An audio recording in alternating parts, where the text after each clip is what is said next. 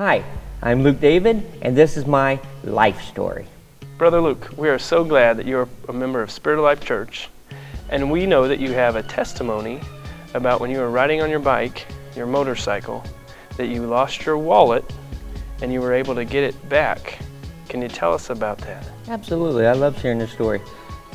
Just one day I was on my way to church and I had my headphones on, I was on the motorcycle and just riding along, and it was all good. And it was a beautiful day, and I was just riding along and I was almost to church over there on 38th Street, and all of a sudden this guy pulls up beside me in a truck and starts yelling out the window, and I'm thinking, what's this guy wanting, and he was saying, you dropped your wallet, and back there, and he told me what intersection, and I went immediately checking, and yep, it was gone. And so I thought, oh no, all these things are race to your head, but so I flipped the U-ey and went back to the intersection. Sure enough, there was my wallet right in the middle of the street, and my cards and everything was spread out around it in the two lanes.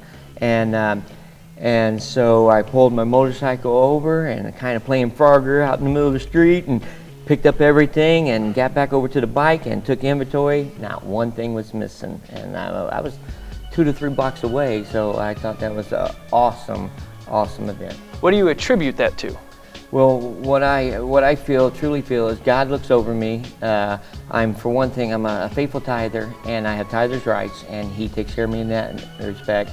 And I also sow seed in other ways. Times in the past where I found items that I truly went above and beyond what I would call average, to try to track down these people and give them back their belongings. I truly believe it's all about the law of reaping and sowing. So you reap what you sow, and when you do things like that for others, then it comes back to you, and God took care of me and my wallet. Brother Luke, tell us about one of the times that you sowed in, talking about that principle of sowing and reaping, that you sowed a good deed. Sure.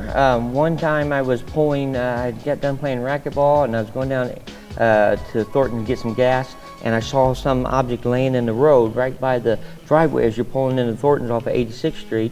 And so I picked it up, and it was a camera. It was a nicer camera than I owned, and it was really nice, but nobody's name was inside it, and it was a digital camera. It had battery power, so I started looking through the pictures.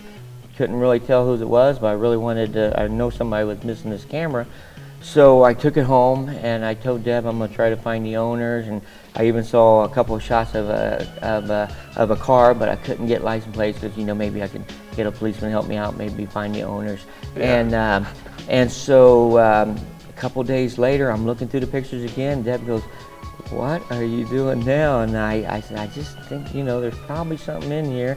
And I was flipping through the pictures, and I saw this picture of a kind of a teen's messy room. You could tell it was a girl. It had a lot of blow dryer and makeup and stuff like that. And when I zoomed in, I saw something shiny on the blow dryer. There was a label, an address label, stuck on the blow dryer.